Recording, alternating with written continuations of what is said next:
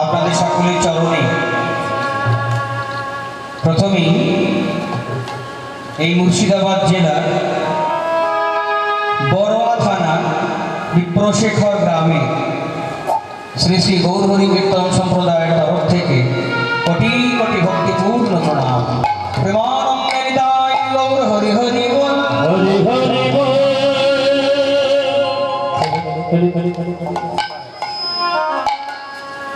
মহতি হরিসভা কলিকালে এর থেকে পূর্ণ কর্ম আর কিছু নেই। কেন? কারণ আমাদের এই কলিতে যিনি এসেছিলেন, আমাদের প্রাণের ঠাকুর, মনের ঠাকুর, ভালোবাসার ঠাকুর, দয়ার ঠাকুর, করুণার সিন্ধু বলা হয়, সেই শ্রীমৎ মহাপ্রভু আমার গৌরহরি, তিনি বলে গেলেন কলিকালে কলির জীবে হরিনাম ছাড়া গতি নাই। হরের নাম হরের নাম গোকে বলম কলৌ নাস্তেব নাস্তেব নাস্তেব গতিরন্যথা। কলিকালে কলির জীবের হরিনাম ছাড়া গতি নাই, গতি নাই, গতি নাই।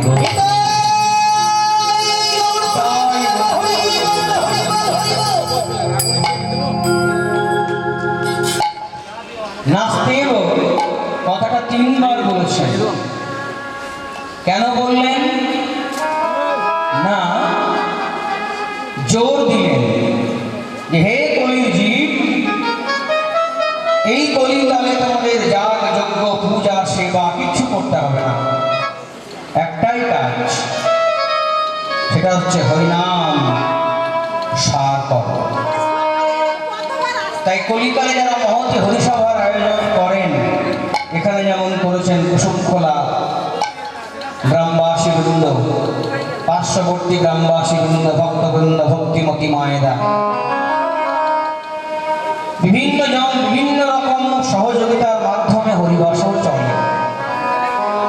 কেউ আর্থিক সহযোগিতা করেন, কেউ কায়িক পরিশ্রম করে সহযোগিতা করেন, কেউ পরামর্শ দিয়ে সহযোগিতা করেন, কেউ কীর্তন আসরে বসে কীর্তন আনন্দে মগ্ন হয়ে হরিবাসরে কীর্তনীয়দের কীর্তন পরিবেশন করতে সাহায্য করেন।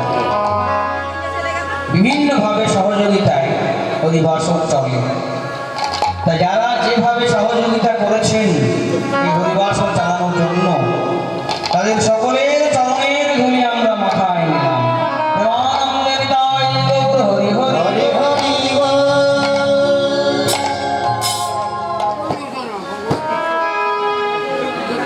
কীর্তন জীবনে কীর্তনীয়দের সব থেকে বড় পাওনাটা কি জানেন? সব থেকে বড় পাওনাটা হচ্ছে ভক্ত সঙ্গ, ভক্তিমতী মায়েদের সঙ্গ লাভ হয়। জীবনে যত যত কীর্তন অনুষ্ঠানে কীর্তন পরিবেশনের সুযোগ পাব, তত তত ভক্ত সঙ্গ হবে। আর ভক্ত সঙ্গ, সৎসঙ্গ, ভক্তিমতী মায়েদের সঙ্গে লাভটা কি? ভক্তের কাছে শিখে নেব কেমন করে বৈষ্ণবতা অর্জন করতে হয়, কেমন করে মনে দীনতা আনতে হয়, কেমন করে অহংকার ত্যাগ করে গৌর গোবিন্দ চরণে শরণ দিতে হয়। এটাই কীর্তনিয়ার জীবনে পাওয়া। তো যাই হোক, এখানে হরিবাসন চলছে। ভোর 5টা থেকে পালা কীর্তন শুরু হয়েছে, 2 পালা পরিবেশিত হয়ে গেছে, আমাদের তৃতীয়। বর্তমানে আমাদের পালা কীর্তনের বিষয় কালীয় দমন। কলিকালে গৌরহরি, দেখুন এই কালীয় দমনে গৌরচন্দ্রিকাটা আর 5টা গৌরচন্দ্রিকার মতো নয়। পদকর্তা মাধব দাস তিনি পদটাকে লিখছে, দেখুন।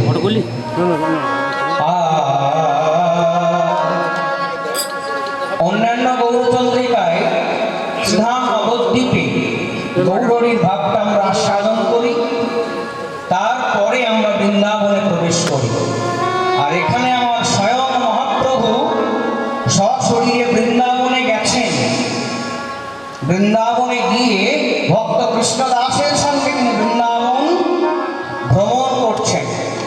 ভ্রমণ করতে করতে তিনি কালীদহ, যেখানে কালীয় দমন হয়েছিল, সেই জায়গায় গিয়ে দাঁড়িয়েছেন।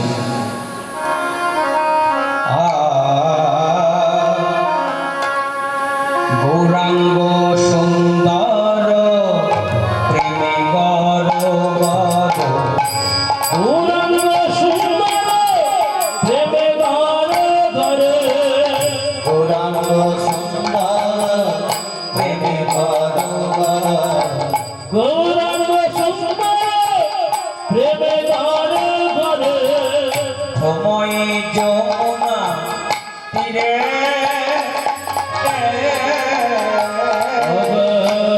ভবায় যমুনা তীরে,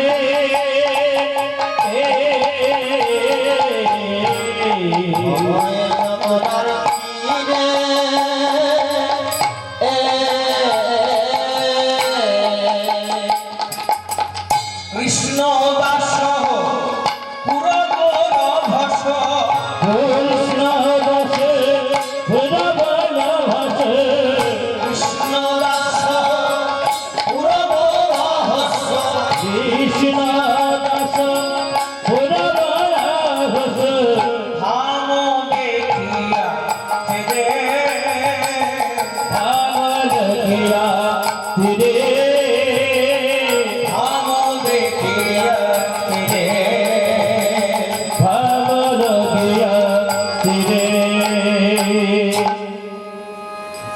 গৌরাঙ্গ সুন্দর প্রেমে গর গর, ভ্রময়ে যমুনা তীরে, কৃষ্ণদাস সহ পুরবর অভস, ধাম দেখিয়া ফেরে।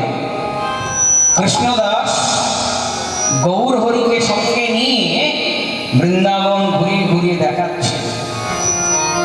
দেখাতে দেখাতে তারা দুজনে চলে এলেন ওই যমুনা তীরে, যমুনার তীরে, যমুনার তীরে যমুনার তীরে, আইলেন দুইজনে যমুনার তীরে, ভবাইরে দুইজনে যমুনার তীরে, আইলেন দুইজনে যমুনার তীরে, ভবাইরে দুইজনে যমুনার তীরে।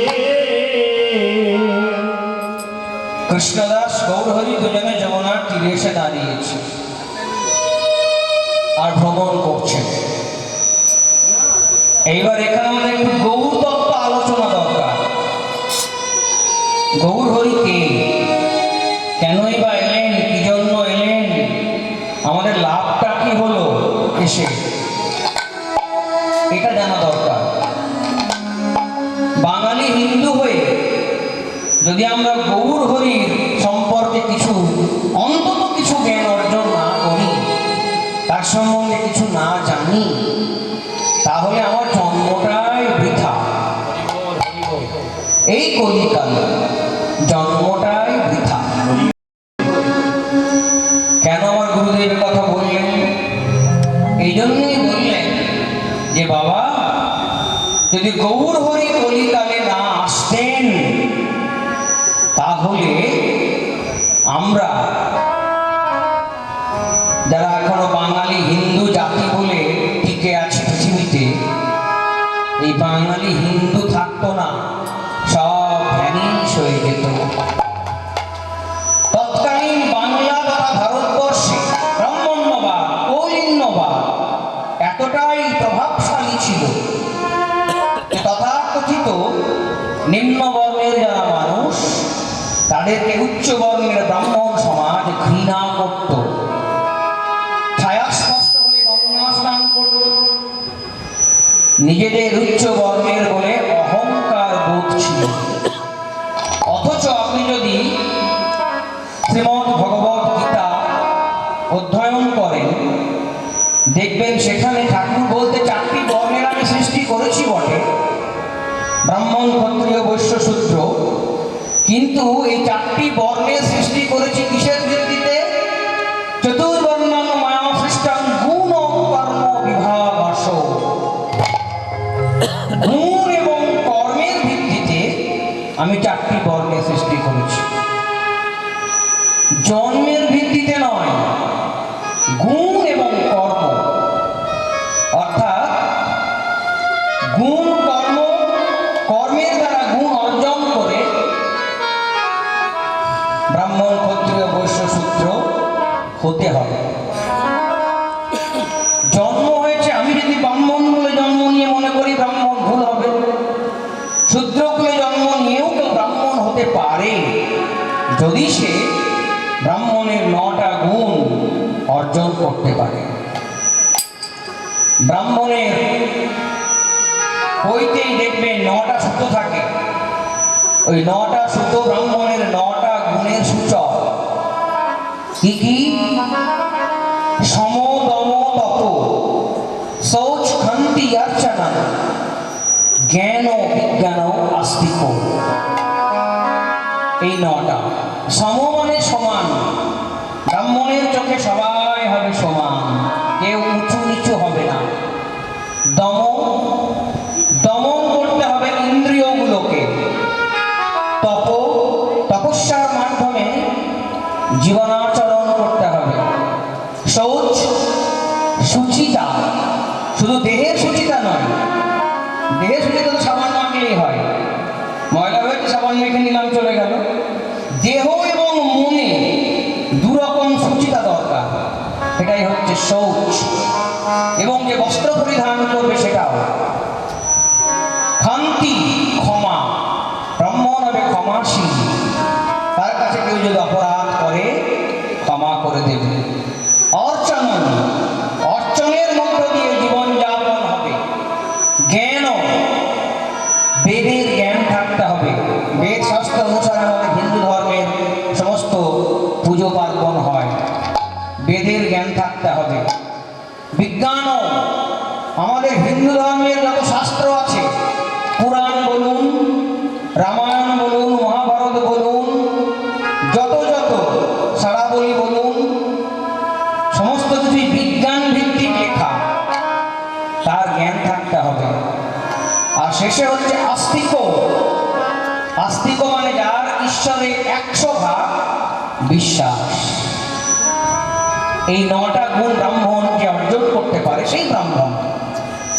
নামের পাশে চ্যাটার্জি মুখার্জি থাকলে ব্রাহ্মণ হবে না। সেই জন্যে 4টি বর্ণের সৃষ্টি গুণ এবং কর্মের উপর নির্ভর করে। তৎকালীন বাংলায় ব্রাহ্মণ্যবাদ এতটাই মাথাচাড়া দিয়ে উঠেছিল, নিম্ন বর্ণের মানুষরা ঘৃণিত হতো, বঞ্চিত হতো, পদদলিত হতো, লাঞ্ছিত হতো, বঞ্চিত হতো। আমার গৌর হল এই কলিকালে সেই ব্রাহ্মণ কুলে জন্ম নিলেন।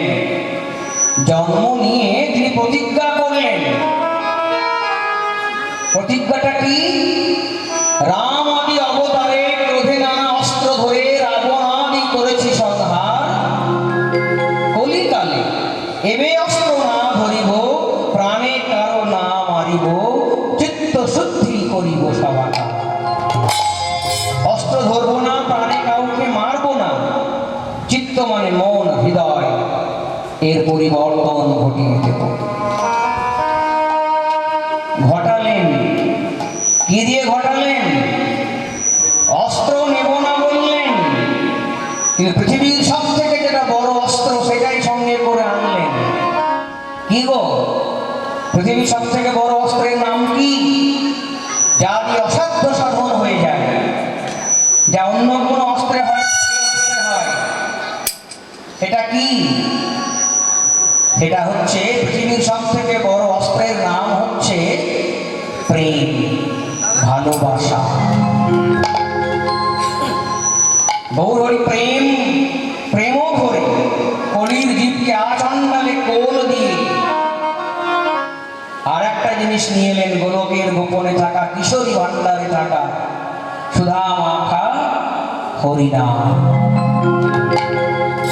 দিয়ে সব এক করে দিলেন। কে ব্রাহ্মণ, কে ক্ষত্রিয়, কে বৈশ্য, কে শূদ্র, সব এক হয়ে গেল। কি দিয়ে গো? না নামে আর প্রেমে, ওগো নামে আর প্রেমে, নামে আর প্রেমে, আহা নামে আর প্রেমে, প্রেমে, নামে আর প্রেমে। ওগো নামে আর প্রেমে, নামে আর প্রেমে, আহা বাঁধলো এক প্রেমে, নামে আর প্রেমে। নামে আর প্রেমে বাঁধলো এক প্রেমে। এই হরিবাসরটা হচ্ছে তাই। হরিবাসরটাকে মহামিলন ক্ষেত্র বলা হয় আমাদের। এখানে এলে আপনাকে কেউ জিজ্ঞাসা করবে না আমি ব্রাহ্মণ না ক্ষত্রিয় না বৈশ্য না শূদ্র, কেউ জিজ্ঞাসা করবে না। আর আমার গৌরহরি এটাই চেয়েছিলেন, সব এক করে দেবেন। সবাইকে এক করতে চাইলেন, এক করে দিলেন। কিন্তু আমরা এক হতে পারলাম কি সবাই? পারলাম না। কেন?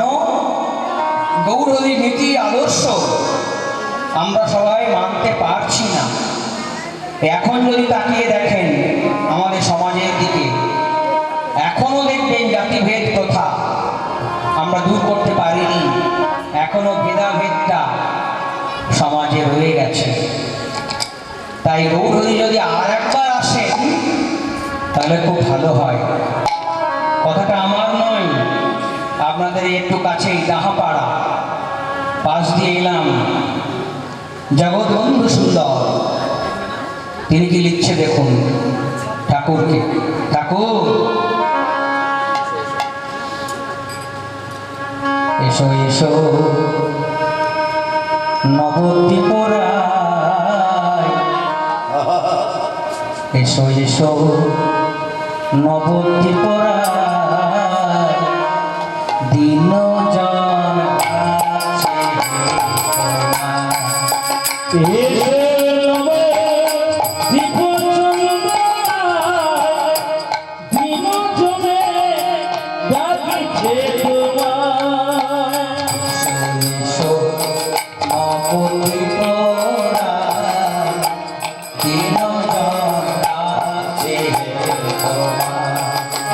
এসে নব দীপচন্দ্রায়, দিনজনে ডাকিছে তোমায়। ভব ঘুরে ঘুরে ঘুরে আচ্ছন্ন মোহমায়া, আমি ভব ঘুরে ঘুরে আচ্ছা নয় মোহমায়া। দীনজন আছে নবদ্বীপরায়, দীনজন আছে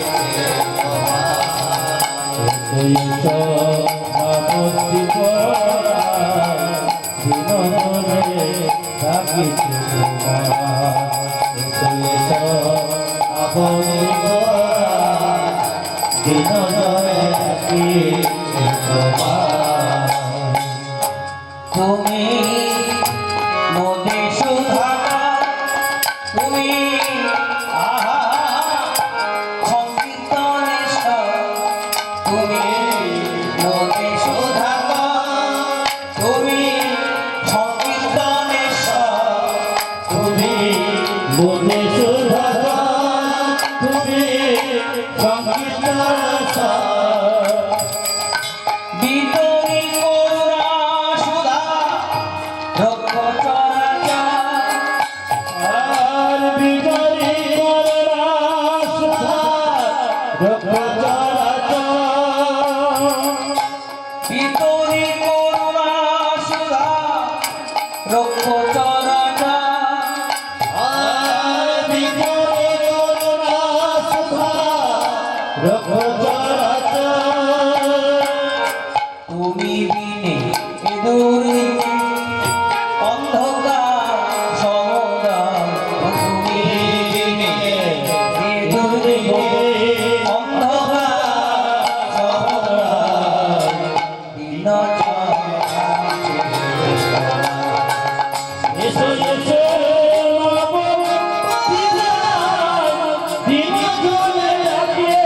যে তোমায় জয় হরি হরি। নবদ্বীপ রায় বিগজনে রাখি প্রভু একা এলে হবে না, সবাই মিলে। কোথায় নিতাই গুণধর, কোথায় প্রাণ গদাধর, কোথায় হৃদয় বাধা কোথায় প্রাণে বাধা নিতাই গুণধর, কোথায় প্রাণ গদাধর। কোথায় হৃদয় বাধা কোথায় প্রাণে বাধা রামানন্দ শ্রী অদ্বৈত শ্রীবাস ভক্ত রামানন্দ শ্রী অদ্বৈত শ্রীবাস ভক্ত সবে কুতূহলে এসো প্রভু মোতরায় সবে কুতূহলে এসো প্রভু মোতরায় দিন এসো এসো নবদ্বীপ রায় দিন জলে এসো মা এসো এসো নবদ্বীপ রায় দিন জলে আমি এসো মা তুমি সচির দুলা, তুমি পরম দয়াল, হে শশীর দোলা তুমি পরম দয়া তুমি সচির দুলা, তুমি পরম দয়াল। তুমি শশীর দোলা তুমি পরম দয়া তোরা এসে খুঁজাও দাসে সংসার জঞ্জাল। এসে ভোগালে সংসার জঞ্জাল তোরা এসে খুঁজাও দাসে সংসার জঞ্জাল। তোরা এসে ভোগালে সংসার জঞ্জাল কৃপা করো, করুণা করো, প্রকাশিনী নরনা। কৃপা করুণা কর প্রকাশিনী নরনা। দিন জন্মাছে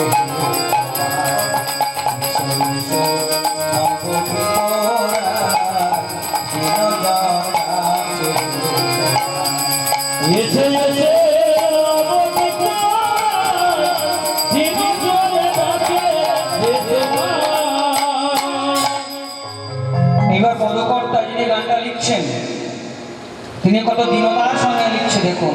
বলে, প্রভু আমি জ্ঞান গতিহীন, ভক্তি ভজনবিহীন, আমি গানে গাবিহীন ভুলে ভজনবিহীন আমি জ্ঞান গতিহীন, ভক্তি ভজনবিহীন। আমি গানে গাবিহীন ভুলে ভজনবিহীন গ্রহ কমলে দেহ দিনে দিনে ক্ষীণ।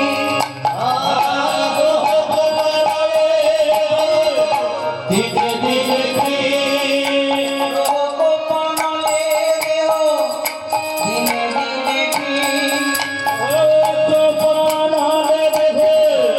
দিনে দিনে দেখুন আমরা তো সাধারণ মানুষ, জগৎবন্ধু সুন্দর তো মহাপুরুষ, তিনিও বলছেন আমি জ্ঞান গতিহীন, ভক্তি ভজনবিহীন, গ্রহ কোপানলে দেহ দিনে দিনে ক্ষীণ। আমার জ্ঞান নাই, ভক্তি নাই, না আছে সাধন, না আছে ভজন, আমার কি গতি হবে আমি জানি না প্রভু। আর গ্রহের কোপে পড়ে আমার দেহটা দিনে দিনে ক্ষীণ হচ্ছে। গ্রহের কোপ বলে একটা ব্যাপার রয়েছে, অনেকের গ্রহের কোপে পড়ে সর্বসন্ত হয়, জন্য যারা জ্যোতিষশাস্ত্রে বিশ্বাস করে তারা বিভিন্ন আংটি পড়ে। এইবার পদকর্তা জগৎবন্ধু সুন্দর বলছেন, প্রভু আমি জ্ঞান গতিহীন ভক্তি ভজন বিহীন, গ্রহ গোপন হলে দেহ দিনে দিনে ক্ষীণ। আমরা যারা সাধারণ মানুষ তাদের আবার দেহ ক্ষীণ হওয়ার আর একটা কারণ আছে। উনি তো মহাপুরুষ, উনি তো নিজের ব্রহ্ম ধরে রাখতে পারেন, ওনাদের তো খরচ হয় না, ওনারা তো যোগ মার্গের সাধক।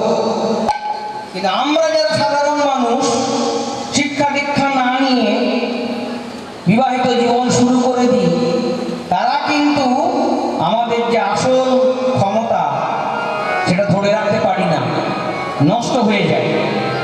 তো ওনাদের হয় না, ওনারা তো মহাপুরুষ।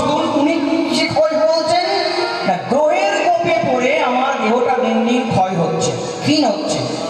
তাহলে উপায় কি? আমি জ্ঞান গতি ভক্তি ভজন বিহীন, আমি জ্ঞান গতিহীন ভক্তি ভজন বিহীন, জ্ঞান গতিহীন ভক্তি ভজন বিহীন, আমি জ্ঞান গতিহীন ভক্তি ভজন বিহীন, গ্রহ গোপনে দেহ দিনে দিনে ক্ষীণ। আমার গ্রহ গোপনে দিনে দিনে ক্ষীণ। নয়ন জলে যাব বন্ধু বলে রেখো রাঙা পাই, এসে নয়ন জলে যাব বন্ধু বলে দেখো রাঙা পায়, দিন জন রাখছে নবকি করায়, দিন জন রাখছে এসো এসো আমাদের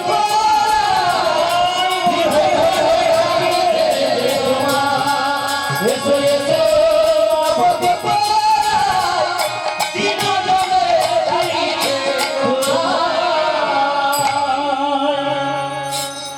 ভেসে নয়ন জলে জগৎ বন্ধু বলে রেখো গৌর রাঙা পায়। প্রভু তোমার রাঙা চরণে আমাকে স্থান দিও, তবেই তো রক্ষা পাবো। তাই এই বিভেদের সমাজে গৌরহরিকে তিনি আবার আহ্বান করছেন, ঠাকুর তুমি এসে আবার সব এক করে দাও, বিভেদ ঘুচিয়ে দাও।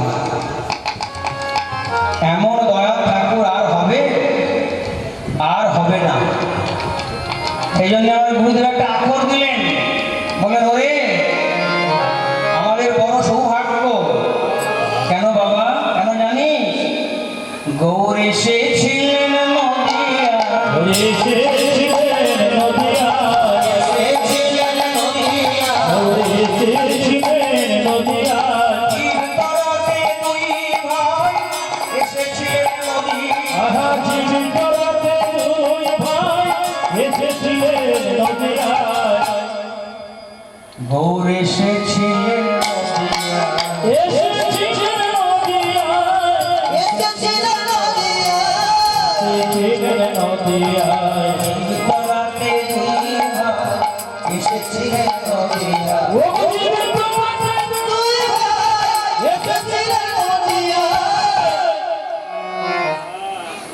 জীবতরাতে দুই ভাই মানে নিতাই গৌর। নিত্যানন্দে জন্মবর্ষ বীরভূমে তিনি নবদ্বীপে গিয়ে ভাইয়ের সঙ্গে মিলিত হয়ে সকল জীবকে উদ্ধারের পথ দেখিয়ে দিয়েছিলেন। সবাইকে কি বলেছিলেন? ওগো তোমাদের কিচ্ছু করতে হবে না, একটা জিনিস নাও, একটা জিনিস, এসো এসো সবাই এসো নাও, লও রে কিশোরীর প্রেম, লও রে কিশোরীর প্রেম, নিতাই ডাকে আয়, লাউরে কিশোরী প্রেমিকা ডাকে আয়, লও রে কিশোরীর প্রেম, নিতাই ডাকে আয়, লাউরে কিশোরী প্রেমিকা ডাকে আয়, নিতাই ডাকে আয়, ডাকে আয়, নিতাই ডাকে আয়, গৌর ডাকে আয়,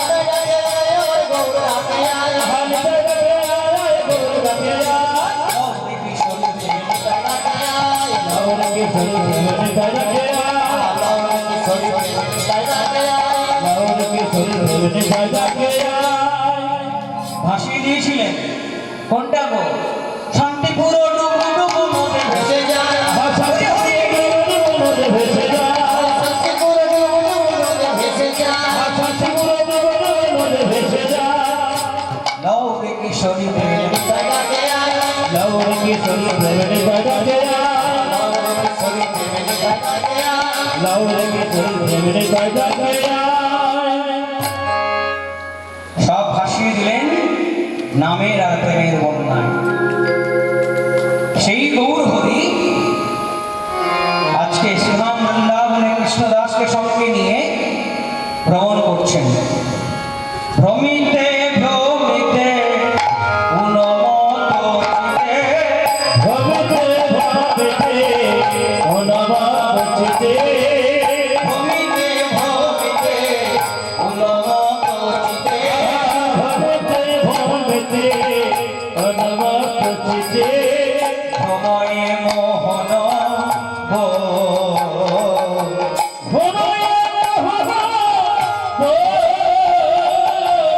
ভ্রময়ে মোহন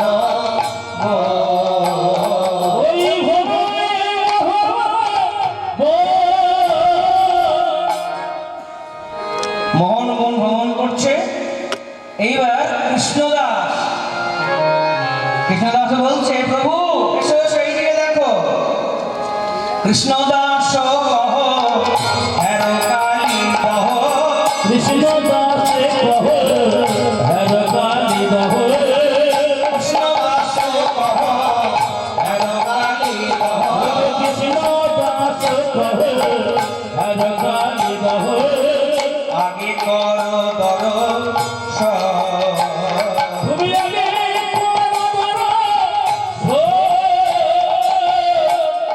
প্রভু এসো এসো, এই দেখো এই সেই কালীদহ, দর্শন করো। দহ মানে হচ্ছে হ্রদ। হ্রদের সৃষ্টি কখন হয়? যখন নদী একটা সংঘাত নেয়, সেই বাঁকে হ্রদের সৃষ্টি হয়। এই হ্রদটা এই পদাবলীর ভাষায় দহ বলছে। হ্রদ মানে হচ্ছে ওই নদীরই একটা অংশ, নদীর জলেই সেটা সৃষ্টি হয়। নদী যখন বাঁক নেয় তখন। এইবার সেই কালীদহে সেই হ্রদটাকে কৃষ্ণদাস গৌরহরিকে দেখিয়ে বলছে, প্রভু দর্শন করো। এই তো সেই কালীদহ। আবার দেখছো প্রভু ওখানে একটা বৃক্ষ দেখছো, এই তো কদম্ব অরণ্যে, এই কথা এই তো কদম্ব অরণ্যে, এই কথা বড় জানে করিয়া দিলেন না। শরীরে দেবা শুনিয়া দিলেন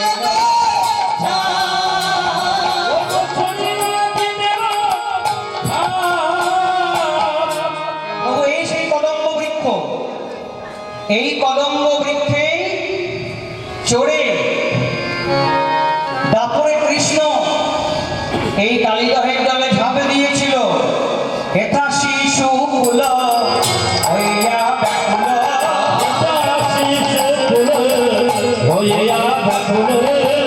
হেথা শিশু কুল হইয়া ব্যাকুল, সুরগণ হেরি মা, সুরগণ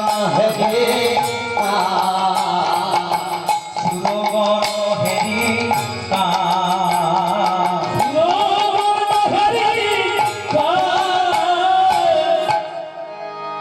এখানে বলিয়া শিশুরা কেঁদে আকুল হয়েছিল। আর ঝাঁপ দেওয়া দেখে সুরগণ, সুর মানে দেবতা, সুর আর অসুর, সুরগণ হেরি কাঁপ, দেবতারাও ভয়ে কাঁপতে লেগেছিল, কি হয় কি হয়। এই সেই জায়গা। গৌরহরি বলছে, কৃষ্ণদাস এই সেই জায়গা, এই সেই কালীদহ, এই সেই কদম্ব বৃক্ষ। কৃষ্ণদাস বলছে, প্রভু তোমার লীলা তুমি তো সবই কেন আমার কাছে অভিনয় করছো প্রভু? যে না না, আমার তো কিছু মনে নেই। না না, মানে এখানে কি ভক্তের কাছ থেকে ভগবান আস্বাদন করতে আনন্দ পায়। যেমন ধরুন, আমি যদি আমার মায়ের কাছে বলি, মা, মামা আম খেতে খুব ভালোবাসে, মামা আম খেতে খুব ভালোবাসে, তো মা কি আমাকে বলবে ওরে মামার গল্প মায়ের কাছে? তা মা বলবে না। মা কি বলবে? মানে আমি ছোটবেলার কথা বলছি, ছোট্ট বাচ্চা যদি মাকে বলে যে মা, মামা আম খেতে খুব ভালোবাসে, যে সত্যিকারের মা হবে সে বলবে তাই নাকি, মামা আম খেতে ভালোবাসে, বেশ বেশ, এবার তাহলে মামাকে আম দেবো, ছোট ছোট মিষ্টি মিষ্টি আম। মানে ছেলেটাকে খুশি করলো, ছেলের কাছ থেকে শুনে জেনেও না জানার ভাব। আজকে গৌর হরিও তাই, তিনি নিজেই তো লীলা করেছেন, তারপরে কৃষ্ণ হয়ে কলিকালে গৌর হয়ে এসেছেন নবদ্বীপে। তাকেই দর্শন করাচ্ছে কৃষ্ণদাস বৃন্দাবন ঘুরে ঘুরে, কালীদহ সেই কদম্ব বৃক্ষ। গৌর হরি বলছে, আচ্ছা কৃষ্ণদাস, তুমি বলছো এই সেই কদম্ব বৃক্ষ? তা সে তো 5000 বছর আগেকার ঘটনা, এখন থেকে ধরলে 5000 হবে। আর গৌর হরিকে যখন বলছে কৃষ্ণদাস, তখন 4500 বছর, 4500 বছরের আগের কদম্ব বৃক্ষ, কদম গাছ এখনো আছে? হ্যাঁ প্রভু, 4500 বছরের আগে কদম বৃক্ষ এখনো একই রকম আছে। যে কেন? বলে প্রভু, যে জিনিসটা পেলে অমর হয়ে যায় সেটাও পেয়েছিল, যে জিনিসটা পেলে অমর হয় সেটা পেয়েছিল। হ্যাঁ, অমৃত পেয়েছিল, অমৃত পেয়েছিল। কিরকম? এখানে সেই পুরাণের কথা, দুই বোন বিনতা আর কদ্রু, কশ্যপ মুনির 13 জন স্ত্রী, তার মধ্যে দুজন বিনতা কদ্রু। কদ্রু হচ্ছে নাগ মাতা, সাপেদের মা, আর বিনতা হচ্ছে পক্ষী মাতা। বিনতা বড় আর কদ্রু ছোট, কিন্তু কদ্রুর সঙ্গে বিনতার কোনোদিন বনিবনা ছিল না। কদ্রু ছেলে হয়েছে অনেক, এক পাল ছেলে প্রচুর, আর বিনতার বাচ্চা হচ্ছে না। বিনতার বাচ্চা হচ্ছে না, ওকে বাজা বাজা বাজা বলে অপমান করে। বিনতা মনের দুঃখে বিষ্ণুর শরণ নেয়, তার ধ্যান করে, প্রভু আমি কি কোনোদিন মা হতে পারবো না? আমার কি মা হওয়ার সৌভাগ্য নেই? তুমি কি কৃপা করবে না? সবসময় বিষ্ণুকে ডাকে। এইবার বিনতার কদ্রুর মধ্যে একদিন তর্ক লেগে গেল। কদ্রু বলছে ইন্দ্রের ঘোড়ার রং কালো, বিনতা বলছে না, ইন্দ্রের ঘোড়ার রং সাদা। কদ্রু বলছে না কালো, বিনতা বলছে না সাদা। বিনতা বলছে আমি জানি সেটা সাদা। কদ্রু বলছে না, আমি বলছি সেটা, আমি যখন বলছি সেটা কালো। বলছে বেশ, কাল সকালে দুজনে দেখতে যাব। যদি ইন্দ্রের ঘোড়ার রং সাদা হয় তাহলে আমি তোমার দাসী হব, আর যদি ইন্দ্রের ঘোড়ার রং কালো হয় তাহলে তুমি আমার দাসী হবে। বিনতা বলছে বেশ, শর্তে রাজি। এইবার ঘরে এসে ছেলেদেরকে শর্তের কথাটা বলে, ছেলেরা বলছে মা তুমি বিরাট ভুল করে ফেলেছো।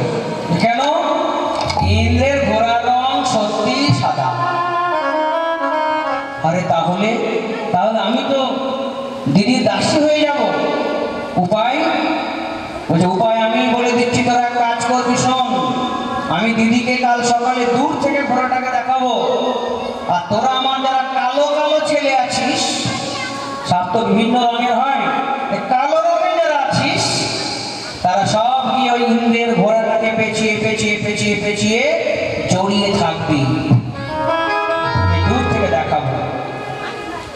মায়ের কথা মতো যারা কালো কালো সাপ তারা সব গিয়ে ইন্দ্রের ঘোড়াকে পেঁচিয়ে পেঁচিয়ে গোটা সাদা রংটা ঢেকে দিল। দূর থেকে দেখাচ্ছে কদ্দু বিনতাকে, দিদি দেখো, ওই দেখো ইন্দ্রের রং, ইন্দ্রের ঘোড়ার রং কালো। বিনতা অবাক, সাদা ঘোড়া কালো হয়ে গেল? আমি বলেছিলাম না, আমি যখন বলছি কালো তখন কালোই হবে। আজ থেকে তুমি আমার দাসী, সব কাজ তোমাকে করতে হবে, পায়ে তেল দেওয়া, বিছানা ঝাড়া, কাপড় কাচা, সমস্ত কাজ করতে হবে। বেশ, এবার দাসিত্ব মেনে নিতে বাধ্য হলো। মেনে নিয়ে দাসিত্ব বৃত্তি করছে সারাদিন ধরে, কদ্দু দাসিত্ব বৃত্তি করে। আর রাত্রিবেলায় ঠাকুরের আহ্বান, ঠাকুরকে বলে বড় জোরে, ঠাকুর নমো নারায়ণ নমো নারায়ণ নমো নারায়ণ নমো নারায়ণ। নমো নারায়ণ নমো নারায়ণ নমো নারায়ণ নমো নারায়ণ। নারায়ণ নমো নারায়ণ নমো নারায়ণ নমো নারায়ণ। নমো নারায়ণ নমো নারায়ণ নমো নারায়ণ নমো নারায়ণ।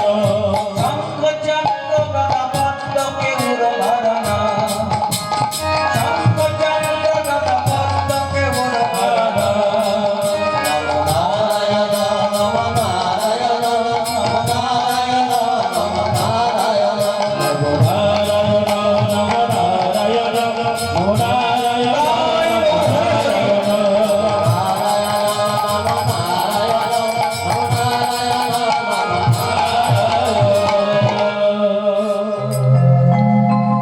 অনেক সাধনা, অনেক প্রার্থনা হলো।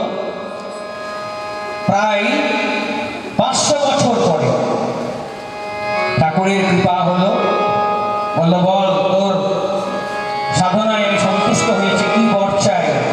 যে প্রভু আমাকে এমন একটি সন্তান দেন যেন আপনার সেবা করতে পারে। দেখুন, বর চাইতেও জানতে হয়, মায়েরা বলুন বাবারাই বলুন, আমরা যদি ঠাকুরকে সামনে পাই কি চাইব? যত পৃথিবীর টাকা পয়সা আছে সব যেন আমার অ্যাকাউন্টে ঢুকে যায়, এটাই আমরা চাইব। মা বিনতা কি চাইছে দেখুন, আমাকে এমন সন্তান দেন যেন সে আপনার সেবা করতে পারে। হরি বল হরি বল হরি হরি। যে ছেলে বিষ্ণু ভক্ত হবে সে ছেলে মায়ের ভক্তও তো হবে। বিষ্ণু ভক্ত যে ছেলে হয় সে মা বাবার অনুগত কি না হয়? যদি আপনি দেখেন একটি ছেলে খুব ঠাকুর ভক্ত কিন্তু মা বাবাকে সে ভক্তি করে না, মা বাবাকে সম্মান করে না, তাহলে জানবেন সে যতই মালা নেক, যতই তিলক করুক, যতই নাম জপুক, তার নেট রেজাল্ট বড় একটা শূন্য, তার ফলটা শূন্য। কেন? ভাগবতে বলা আছে, স্বয়ং কৃষ্ণ বলে গেছেন, কৃষ্ণ সুদামা যে ঘটনাটা আছে ওখানে বলছেন আমাদের জীবনে 3টি গুরু। প্রথম গুরু মাতা পিতা, যাদের কৃপাতে আমি এই পৃথিবীর আলো দেখতে পেলাম।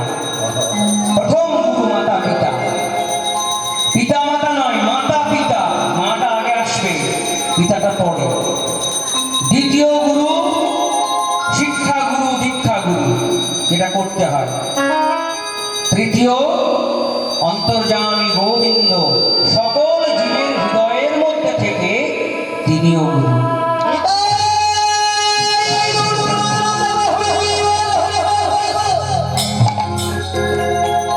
তাই প্রথম হচ্ছে মাতা পিতা। তাই বিনোদা মা সেটাই বললো, যে ছেলে বিষ্ণু ভক্ত হবে, যে বিষ্ণুর সেবা করবে, সে তো মায়ের ভক্ত হবে। তাই আমাকে এমন একটি সন্তান দিন যে আপনার সেবা করবেন। এইবার তারও 500 বছর পরে বিনতার দুটি অন্ড প্রসব হলো। অন্ড অন্ড মানে ডিম, প্রসব হলো। এইবার সেই অন্ড দুটো রয়েছে রয়েছে রয়ে তার থেকে কোনো কিছু বের হচ্ছে না। অনেক দিন হয়ে গেল, আরো 500 বছর গেল। বিনতা ধরতে ধরতে পারলো না, জোর করে একটি অন্ড ভেঙে দিল। অর্ধেকটা পাখির মতো, অর্ধেকটা মানুষের মতো একটি অপুষ্ট প্রাণী বের হয়ে বলল, মা তুমি আমাকে পুষ্ট হতে দিলে না, অকালে বের করে দিলে। তবে আরেকটি অঙ্গ যেন ভেঙো না, ওখানে আমার ভাই আসবে। আমি তো তোমার সেবা করতে পারলাম না অপুষ্ট হয়ে, আমি চলে যাব, সূর্যের রথের সারথি হব। তার নাম হলো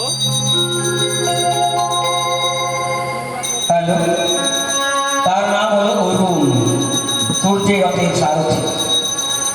এইবার আরো 500 বছর পরে আর একটি ডিম্ব ভেঙে বেরিয়ে এলো স্বয়ং গরুর পক্ষী।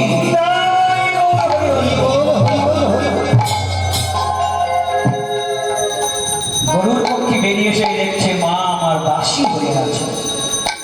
মা তোমার এত কষ্ট, তোমার এত যন্ত্রণা। হ্যাঁ বাবা, কদ্রুর কাছে আমি দাসী শর্তে হেরে গিয়েছিলাম। এই দাসীত্ব থেকে কোনোদিন কি মুক্তি নেই? জিজ্ঞাসা করো। কদ্রুর কাছে জিজ্ঞাসা করছে, মা আমার মায়ের দাসিত্বের কি কোনোদিন মুক্তি ঘটবে না? কদ্রু বললো, একটা শর্ত আছে, ঘটবে। কি?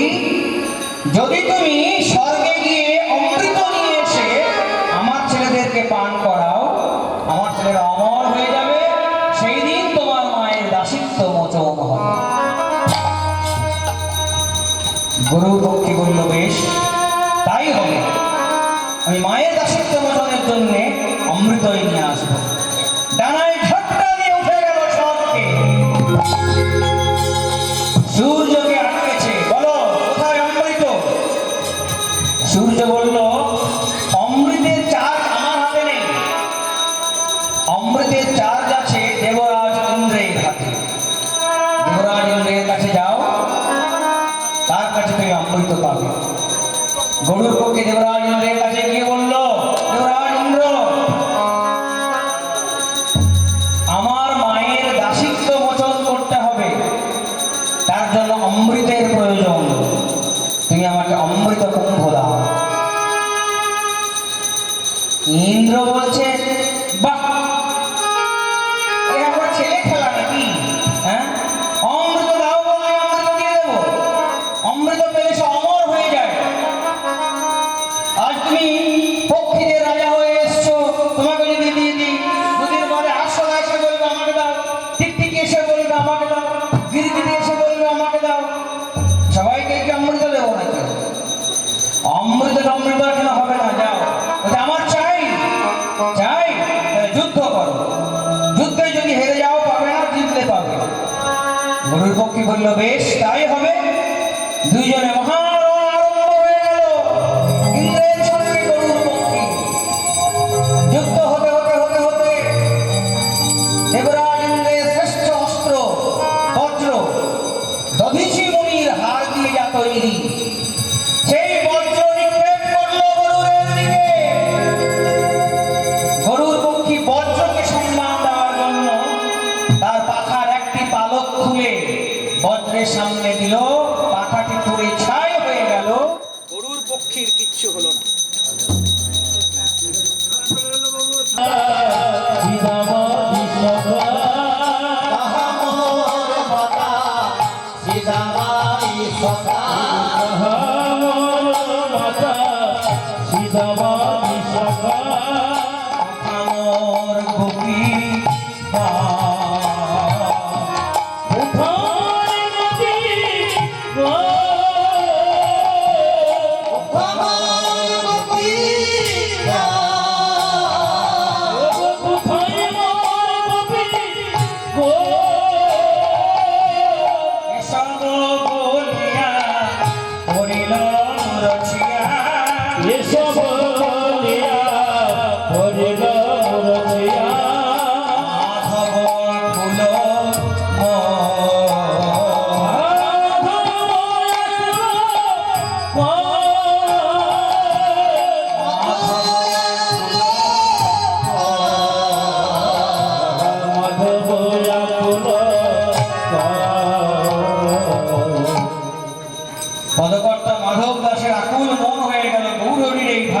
দর্শন করে।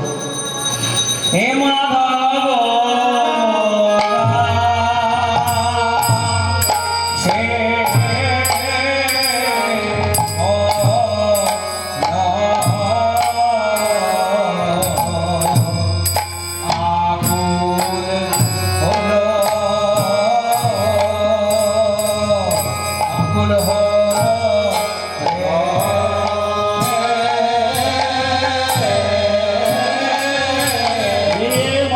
মাধব দাস হে